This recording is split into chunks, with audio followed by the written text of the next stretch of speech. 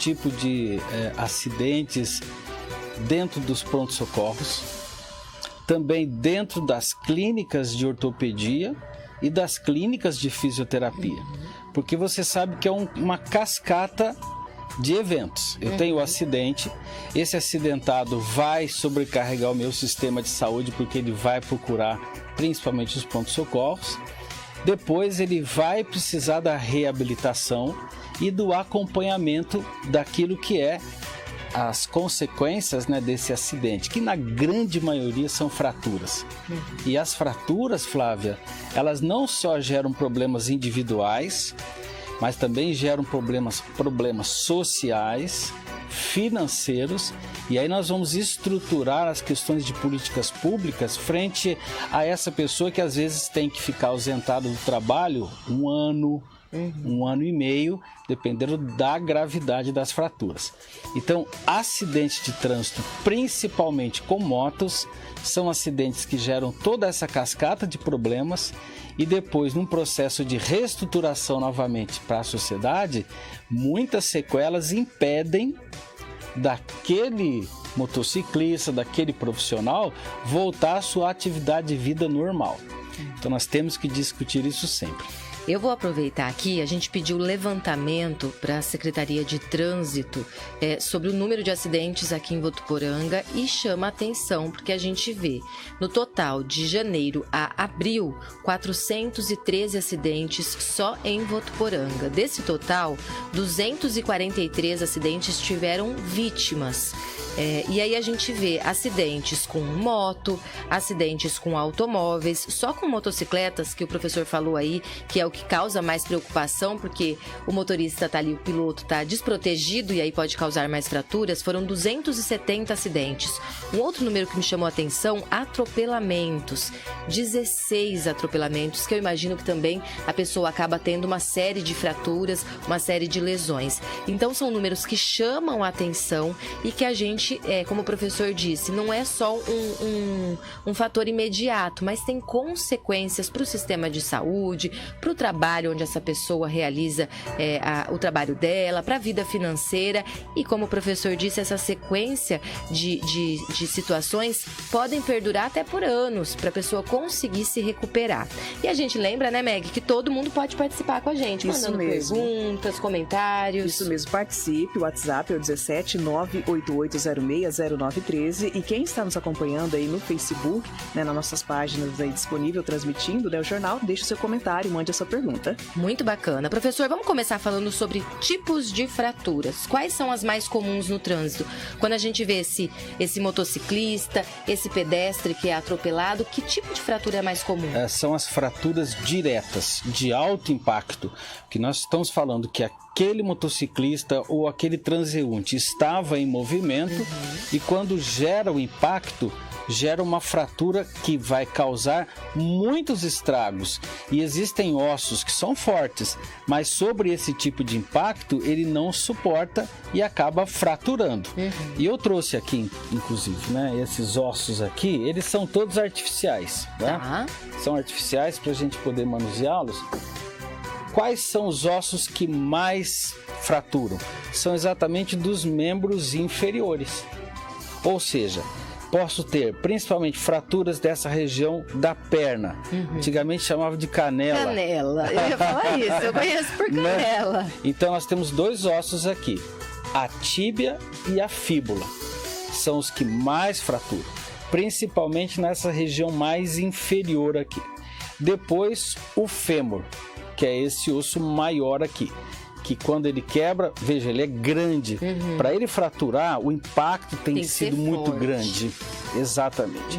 E aí depois nós vamos para a pelve, que é o osso da bacia, que quando fratura também é muito grave, porque nós temos muitos órgãos ali. A mulher, por exemplo, tem o útero, né, tem os ovários, e quando ela tem uma fratura da pelve, ela pode gerar consequências de sangramento desses órgãos internos ali, né?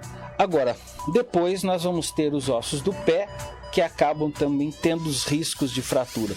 Por quê? Porque quando o indivíduo tem um impacto, o primeiro impacto gera a fratura dos ossos maiores. Né? E o impacto pode ser moto com moto, carro com moto, ou quando o motociclista é atirado, ele vai ter o impacto nas sarjetas, ele vai ter o impacto numa árvore, ele vai ter impacto em alguma estrutura onde ela é lançada. Esses são os primeiros elementos. Depois, as partes mais extremas, no caso das mãos e dos pés, porque ele vai tentar apoiar para se proteger. E nessa hora ele pode ter fraturas dos membros superiores, fraturas de mão e fraturas de antebraço, que é essa parte do braço mais externa. Né? Até dentro do carro, né, na hora do acidente, Claro. É muito normal a pessoa tentar proteger, né? E aí bate a mão, bate o braço. Por isso é fundamental o cinto de segurança. Nós tivemos aquele rapaz do Big Brother, né? O Rodrigo. Por que ele teve fratura do crânio e da coxa, né? Por quê? Porque ele foi atirado, ele não estava com o cinto. Ou então o cinto estava fragilizado e acabou sendo lançado. Porque aí o impacto que ele teve não seria para fraturas, mas como ele estava um corpo livre, ele acabou fraturando. Teve impacto na região do crânio, teve impacto na região da coxa e teve impacto também na região do tórax. O que nós temos que deixar claro é que houve uma mudança de comportamento, porque esse número de acidentes não é normal. Nós tivemos um aumento muito grande do deslocamento dos motociclistas, isso em função da pandemia, nós temos que lembrar disso, né? Então, os alimentos sendo entregues por fast food, por via delivery, gerou um aumento realmente da quantidade de pessoas circulando com motos. Mas não foi só pela questão do alimento. Vários outras são hábitos que foram mudados, né? Então as autopeças, por exemplo, a solicitação de autopeças começou a ser feito e esse trânsito de moto começou a também acontecer. A entrega de autopeças, a entrega de quase tudo foi incentivada. Entrega de medicamentos, entrega até de supermercado. Sim, exatamente. Aí nós temos um aumento também do trânsito natural em Votuporanga pela característica da própria cidade, que é uma cidade centralizadora na nossa região. Então você tem, somado a isso, alguns erros de educação de trânsito. Falta de paciência. Nós vimos inclusive aqui que os maiores acidentes foram na segunda-feira. Chamou a atenção. A gente achava que ia ser sexta, fim de semana, mas mostra que é na rotina mesmo. Na rotina, ou seja, estou mais ativo, estou mais elétrico. Estou atrasado. E os cuidados são importantes nessa hora para que não haja esse tipo de situação. Então eu posso ter impactos de carro com moto que pode ser por pressa, pode ser por erros, inclusive, dentro do manuseio do trânsito, das regras de trânsito. Né? Agora, também pode ter N situações que realmente dificultam, né, a mobilidade, porque a nossa cidade também ela aumentou muito a quantidade e não estava tão adaptada a isso. Nós temos corredores, inclusive, que são muito rápidos e as pessoas às vezes exageram a velocidade nesses corredores, né? Eles foram criados para maior mobilidade, mas muitas pessoas exageram. Então é muito comum os impactos perpendiculares a esses corredores. Então nós temos que ter uma educação de trânsito muito reforçada, porque educação de trânsito fragilizada nós vamos ter muitos acidentes, é o que nós estamos vendo aqui. Flávia, para você ter ideia, de cada 10 pacientes hoje da nossa clínica escola de fisioterapia, 4 são fraturas. Vítimas de acidente. Muita coisa. E aí, o que a gente vê? Nós, no mínimo, acompanhamos eles 6 meses, no mínimo. Mas nós já temos casos que nós já estamos há 1 ano acompanhando, porque o processo de reabilitação é lento. Uma coisa muito boa que tem acontecido, os ortopedistas têm enviado esses pacientes mais cedo. Você já ouviu falar aquelas gaiolas? Sim. Que são fixadoras? Antigamente eles esperavam que haja uma resolução, tirava a gaiola, depois mandava o paciente para a gente. Agora não, a fisioterapia conseguiu fazer um trabalho mais precoce.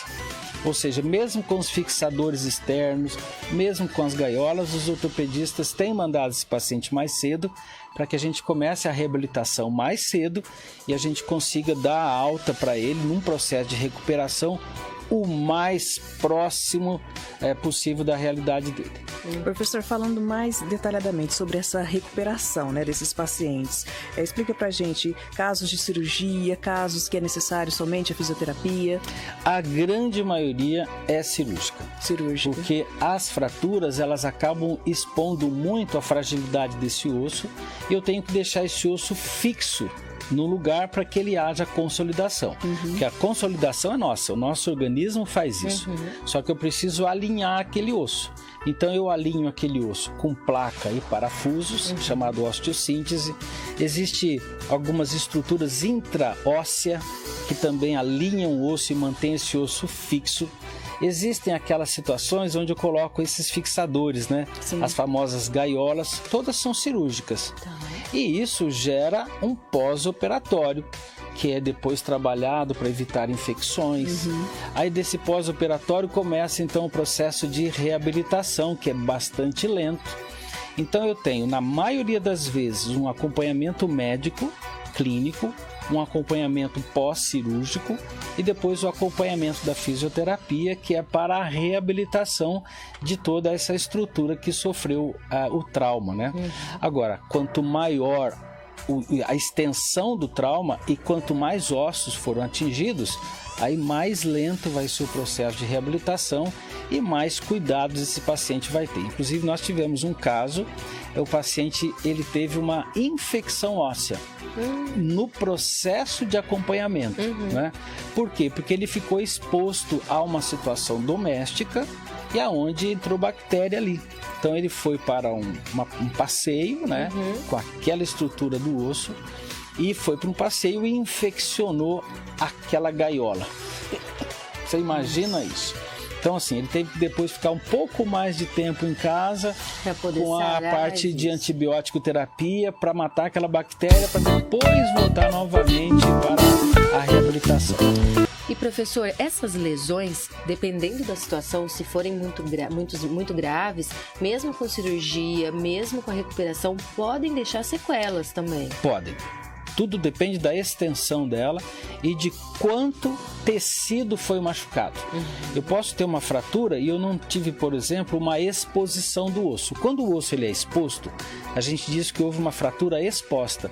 E eu posso ter ali machucado e lesões de músculos, tendões, nervos, as partes moles que nós dizemos.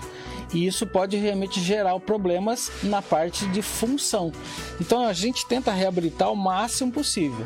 Mas e se ele teve lesões neurológicas? E se ele teve lesões de partes de músculos? Inclusive os enxertos às vezes são necessários para recompor até a estrutura anatômica. Então é natural que nessas horas há sequela.